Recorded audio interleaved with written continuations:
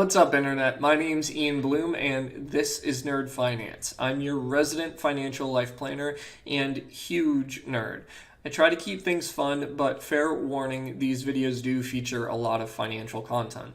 I hear people talk often about how they own a particular stock or how their broker recommended them buy a particular company's stock. While those stocks may perform well, there's a lot of inherent risk to individual stocks, so let's talk about that. Why should you care about diversifying, and what is diversifying?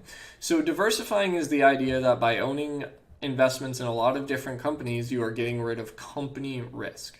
Company risk is the potential for any company at any moment to suffer some sort of loss or cataclysmic failure. That doesn't necessarily mean the company becomes entirely valueless overnight, but what it does mean is that if you only own investments in one particular company and that company's stock declines in value, you've effectively lost money. So why would we care about that more than market risk? Well, market risk is the idea that the markets go up and down, and the movements of the markets may affect your portfolio. Well, the entire market becoming worth nothing overnight is very unlikely, whereas a company going out of business, while less likely than most things happening, is not entirely unlikely. So let's put this in magic card terms to bring up a nerdy reference. So what if you're playing a format like Standard and you own one particular deck in the format? Well, what if they ban a card in your deck and it's key to your deck? You can't play this deck without the card. Well, then you effectively can't play the game anymore with that set of cards, and you're forced to go out and buy new cards, and your existing cards probably won't be worth as much.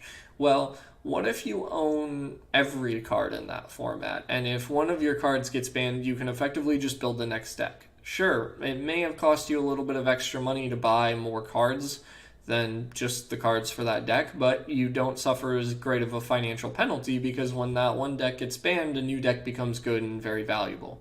So, to expand on this idea, there are no seers in finance. People may claim to be able to see the future of a company, but the fate of a company is not necessarily known.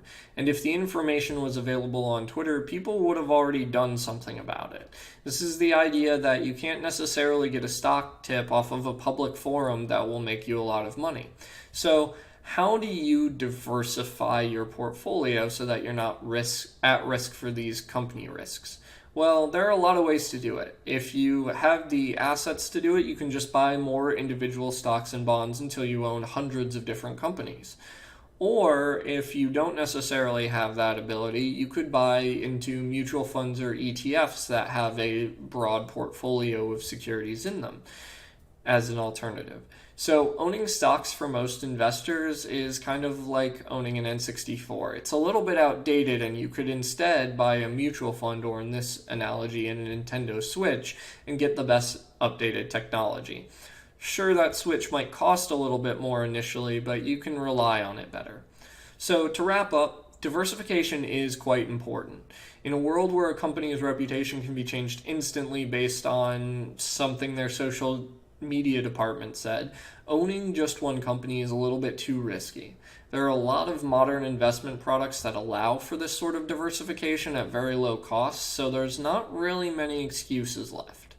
So that's all for today. If you would like to see more videos, follow me on social media, or if you want to find out how to work with me, check out my website. Book some time for us to talk. Thanks so much. I hope you have a great day.